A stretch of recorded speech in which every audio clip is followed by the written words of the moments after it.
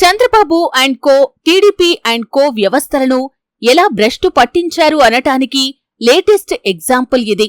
40 ఏళ్లుగా ప్రభుత్వ వ్యవస్థల్లోని లోపాలతో అరాచక పాలన చేసిన టీడీపీ పార్టీ 2024 పోలింగ్ రిజల్ట్స్ ముందు కూడా ఇదే డ్రామాతో హైకోర్టులో అడ్డంగా దొరికిపోయింది. మాచర్ల ఎమ్మెల్యే పిన్నెల్లి రామకృష్ణారెడ్డిపై కేసులు, బెయిల్ విచారణ సమయంలో ఏపీ పోలీసులు వ్యవహరించిన తీరు, సాక్ష్యాలను తారుమారు చేసిన విధానం ఏకంగా హైకోర్టు జడ్జీలనే విస్మయానికి, ఆశ్చర్యానికి గురిచేసింది. మాచర్ల ఎమ్మెల్యే పిన్నెల్లి రామకృష్ణారెడ్డి కేసులో డీజీపీ, పోలీసుల కుట్ర హైకోర్టులోనే బట్టబయలైంది. హైకోర్టు జడ్జీల సాక్షిగా డీజీపీ, పల్నాడు పోలీసులు అడ్డంగా దొరికిపోయారు. పిన్నెల్లిపై కేసుల నమోదు విషయంలో రికార్డులు తారుమారు చేసినట్లుగా హైకోర్టు జడ్జ్ స్పష్టంగా గుర్తించటంతో కంగుతిన్నారు పోలీసులు. డీజీపీ, పల్నాడు పోలీసుల తీరుపై వాడివేడిగా సాగిన వాదనలతో అసలు సిసలు నిజం, పోలీసుల కుట్ర, తెరవెనక ఉన్న టీడీపీ భాగోతం మొత్తం బయటపడి పరువు తీసుకున్నారు టీడీపీ నేతలు.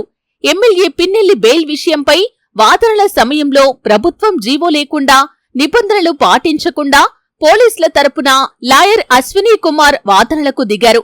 ఇదే కేసులో టీడీపీ లీగల్ సెల్ న్యాయవాది పోసాని ఇంప్లీడ్ పిటిషన్ దాఖలు చేశారు.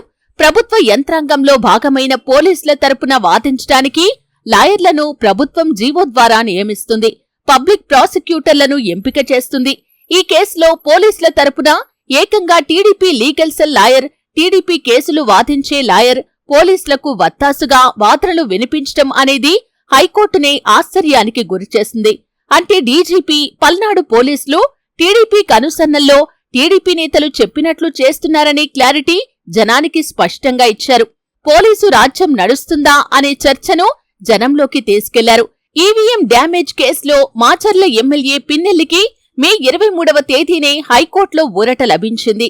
జూన్ 5వ తేదీ వరకు అరెస్టు చేయొద్దని తేల్చి చెప్పింది హైకోర్టు. కౌంటింగ్ సమయంలో పిన్నెల్లి లేకుండా చేయటానికి పచ్చ ముఠాలతో పోలీసుల కుట్రలో భాగంగా హత్యాయత్నం సహా మరో 3 కేసులను ఎమ్మెల్యే పిన్నెల్లిపై నమోదు చేశారు మాచర్ల పోలీసులు.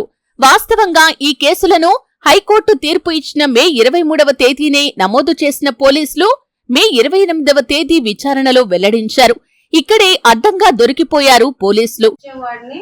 అరే అయితాం అని పిలుస్తుంటే ఏందిరా నీ బలుపు ఏంది, నన్ను పట్టుకొని నువ్వు అరే అయితాం అని అంటావు, అసలు ఏమనుకుంటున్నావు ఏందిరా అనేసి బండి ఆపి నిలబడి అడుగుతుంటే ఏందిరా నా కొడక అన్నాను. ఏందిరా నా కొడక అనేసరికి ఈ అబ్బాయి అయితాం అనే అబ్బాయి ఆ అబ్బాయిని ఒక దెబ్బ కొట్టాడు. నీకు నేను కొడుకున్నారా, నన్ను కొడక అంటున్నావు, అసలు నువ్వేంది నేనేంది అనేసి ఆ అబ్బాయి దెబ్బ కొట్టాడు. నువ్వు ఈ లంచదాన్ని చూసుకొని మీరు ఇట్లా మాట్లాడుతుంది అనేసి నన్ను అనేసరికి ఆ అబ్బాయికి కోపం వచ్చింది. ఇద్దరు ఒకళ్ళు రెట్టించుకునే సమయానికి కోటయ్య అన్నగారు వచ్చింది. ఇద్దరు అతన్ని ఇంటి దగ్గర పంపించింది, ఇతన్ని వాళ్ళ ఇళ్ళకి పంపించేసింది. ఇద్దరిని ఎవరిని ఇబ్బంది పెట్టకుండా పంపించేసింది. సరే ఎటోళ్ళు అటు వెళ్ళిపోయారు అనేసి నేను బయటికి వెళ్ళి అట్లా నా షాప్ దగ్గర కూర్చున్న దాన్ని నిన్ను చూసుకునే కదా వాళ్ళు నా మీద ఇట్లా రివర్స్ అయిండు, నన్ను దెబ్బ కొట్టిండు అనేసి నన్ను చేతిలో ఉన్న కత్తితో, అతని దగ్గర ఉన్న రాడ్డుతో నన్ను తల మీద ఇష్టం వచ్చినట్టుగా గుర్తిస్తుంది. అది జరిగింది. ఏ పార్టీ గురించి కానీ, ఏ విషయం గురించి కానీ అసలు దీంట్లో ఎటువంటి ఇన్వాల్వ్ ఏం లేదు. ఇవన్నీ కావించుకొని వీళ్ళు ఇట్లా చెప్పటం తప్పితే దీనికి అసలు పార్టీకి దీనికి అసలు ఎటువంటి సంబంధమే లేదు. మీరు ఓటు టీడీపీకి వేశారు, అందుకే మేము మీ మీద దాడి చేస్తున్నాము. దానికి దీనికి అసలు సంబంధం, ఓటు ఎవరికి వేసింది ఇది ముఖ్యం కాదు. ఈ విషయంలో ఎవరికి ఓటు వేసింది ముఖ్యం కాదు. మనకు గొడవ అసలు ఏ లెక్కన వచ్చింది ఏందనేది సమస్య. అది కానీ ఓటుకి దీనికి అసలు పార్టీకి దీనికి సంబంధం లేదు. మే 23వ తేదీన కేసులు నమోదు చేసినట్లు గతంలో హైకోర్టుకు చెప్పిన పల్నాడు పోలీసులు ఇవాల్టి విచారణలో మాత్రం మే 22వ తేదీనే కేసులు నమోదు చేసినట్లుగా హైకోర్టుకు వెల్లడించారు. ఇక్కడే పోలీసుల తీరును, తేదీల్లోని మార్పును గుర్తించిన పిన్నెల్లి తరపు లాయర్ పోలీసుల తప్పుడు రిపోర్టులను హైకోర్టు జడ్జి దృష్టికి తీసుకెళ్లారు. దీంతో పోలీస్ రికార్డులను బెంచ్పై ఉన్న జడ్జీలు స్వయంగా పరిశీలించారు. పిన్నెల్లిపై అదనంగా మోపిన 3 కేసులు మే 23న నమోదు చేసినట్లుగా గుర్తించారు. ఆ తర్వాత మే 24నే స్థానిక మెజిస్ట్రేట్కి తెలియపరిచినట్టుగా రికార్డుల్లో స్పష్టంగా ఉంది. నిజం, వాస్తవాలు ఇంత స్పష్టంగా ఉంటే పోలీసులు పీపీ ద్వారా స్పెషల్ కౌన్సిల్ అశ్వినీ కుమార్ ద్వారా కోర్టుకు ఎందుకు తప్పుడు సమాచారం ఇచ్చారో అర్థం కాలేదంటూ పిన్నెల్లు తరపు లాయర్ ప్రశ్నించారు.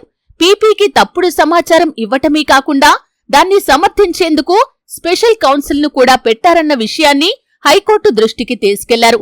హైకోర్టు చరిత్రలో ఇదొక తప్పుడు సాంప్రదాయం అని తన వాదన వినిపించారు పిన్నెల్లి తరపు లాయర్. డీజీపీ పల్నాడు పోలీసుల వ్యవహారాన్ని పరిశీలించిన హైకోర్టు జడ్జ్ చివరకు తీర్పును వాయిదా వేశారు. మరోవైపు ప్రభుత్వం నియమించిన పీపీ కాకుండా పోలీసుల తరపున న్యాయవాది అశ్వినీ కుమార్ హాజరు కావటంపైన చర్చ నడుస్తుంది. ప్రభుత్వ జీవో లేకుండా, నిబంధనలు పాటించకుండా అశ్వినీ కుమార్ హాజరు కావటంపై న్యాయవర్గాలను ఆశ్చర్యానికి గురిచేస్తుంది. కనీసం తమ తరపున వాదనలు వినిపిస్తున్న పీపీకి కూడా డీజీపీ పల్నాడు పోలీసులు సమాచారం ఇవ్వకపోవటం చూస్తుంటే దీని వెనక రాజకీయ కుట్ర లేదా అనే ప్రశ్నలు తలెత్తుతున్నాయి.